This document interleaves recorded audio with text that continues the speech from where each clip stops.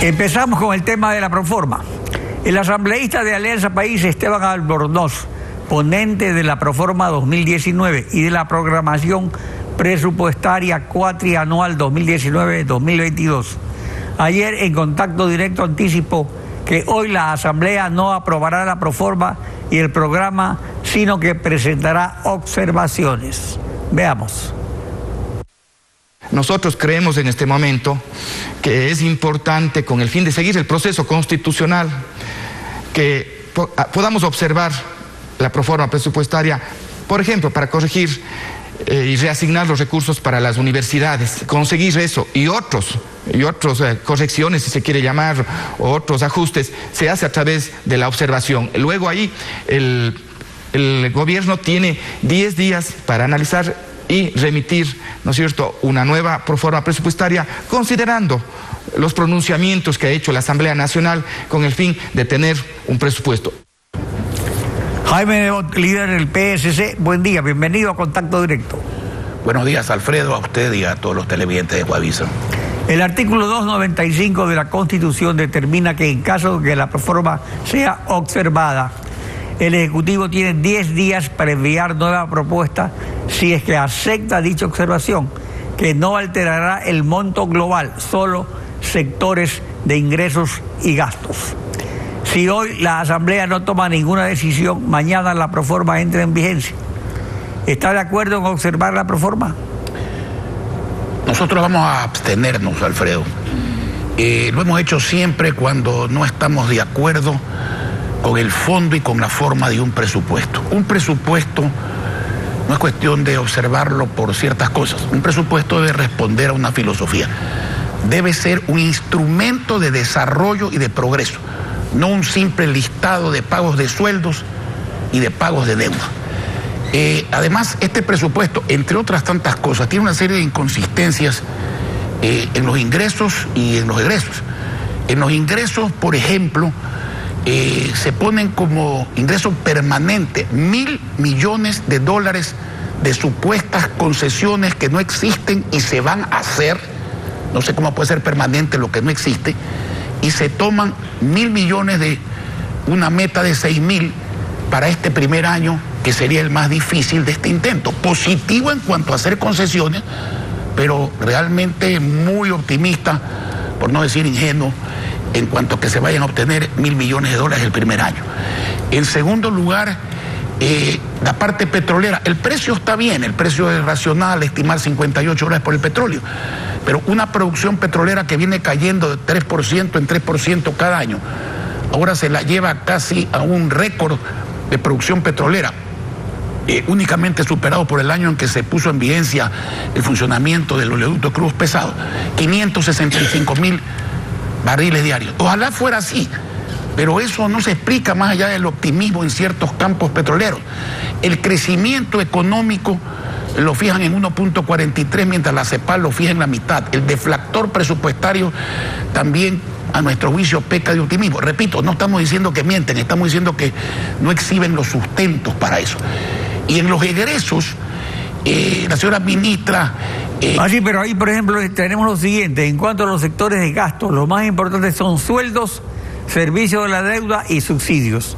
Al respecto tenemos lo siguiente: sueldos y salarios, el periodo 2019-2022 crecen un 3.1%, de 9.498 millones hasta 9.795 millones en 2022. Los costos de amortización de la deuda externa e interna se incrementan en un 203.7%, desde 3.852 millones en el 19 hasta 7.850 millones en 2022. Y los subsidios crecerán desde los 22.362 millones en 2019 hasta los 24.709 millones en 2022, lo que equivale a un 10.4% en los 4 años. Con este incremento de gastos, ¿es viable la economía ecuatoriana? Usted acaba de decir con cifras lo que yo dije conceptualmente. Ese presupuesto es un listado de pagos de sueldos a la burocracia y de pagos de deudas a los acreedores. ¿Y dónde está el desarrollo? ¿Dónde está la plata para crecer? Sin duda alguna, el objetivo de cualquier país, y menos aún en cuanto a desecharlo, en el Ecuador de hoy día, es triple.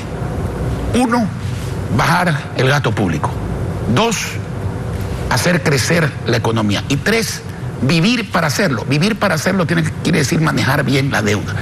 Yo no veo en ese presupuesto reflejado ninguno de esos 3 objetivos. Objetivos que yo creo que el ministro de Finanzas conceptualmente comparte, que el presidente ahora comparte. El problema es que esto no es cuestión de compartir y de creer, es cuestión de ejecutar, de hacer, de proyectar la confianza en el sector privado nacional e internacional con medidas que demuestren que se va hacia allá. El gasto, por ejemplo, ¿cómo se baja el gasto público cuando la señora ministra de Salud quiere crear un supraorganismo para controlar todos los inventarios y todos los hospitales del país, cuando no tiene inventarios de medicina en el propio ministerio que controlar, y tampoco funcionan los hospitales? Entonces, así no creo yo que es el camino para ir adelante. Aquí hay que bajar el gasto público y hay que hacer crecer la economía. Lo uno se hace con medidas que se demuestren, programadas, que se puedan verificar. O sea, que se cumpla en definitiva con lo que se había anticipado, y eso es lo que ha pasado con la Proforma. Ahora vamos al caso de la denuncia contra la vicepresidenta Vicuña. Se lo vincula este caso a la eventualidad de cambiarla porque sustituiría al presidente Moreno en caso de quebranto de salud. Es una cosa eventual.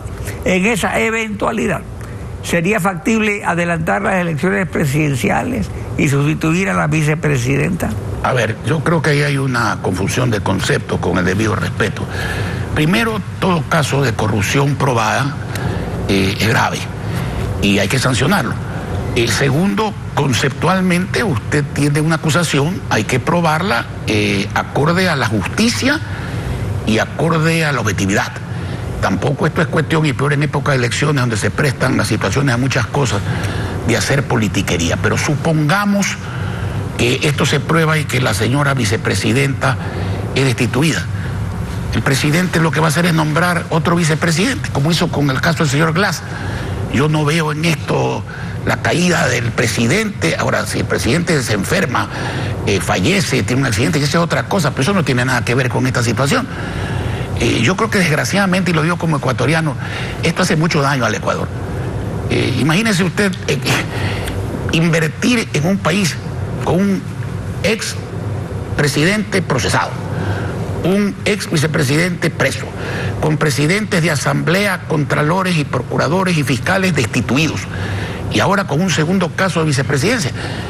La justicia debe imperar, la corrupción debe sancionarse, y si así se da, hay que hacerlo. Pero no puede ser esa la noticia del Ecuador. La noticia del Ecuador, el Ecuador tiene una buena ley de promoción de inversiones con arbitraje internacional. ¿Por qué no se hacen equipos de ciudadanos inteligentes, probos, especializados, ad honorem, no funcionarios públicos? Un equipo para asesorar en el manejo de la deuda externa, otro equipo para asesorar en el tema de reducir el tamaño del Estado, otro equipo para viajar por el mundo vendiendo, entre comillas, las bondades del Ecuador para invertir. Si no, aquí, ¿cuándo se va a crecer? ¿Cuándo va a haber bienestar? ¿Cuándo va a haber empleo? ¿Cuándo se van a manejar las cosas bien? Y que no se puede, yo le digo que sí se puede, porque en muchas ciudades se puede, no simplemente en Guayaquil. En San Borondón se puede, en Machala se puede, en Babahoyo se puede, en Ambato se pudo, en Manta se pudo. ¿Por qué no se puede en el país? Jaime Nebot, líder del PSC, gracias por acompañarnos en Contacto Directo. Gracias a usted.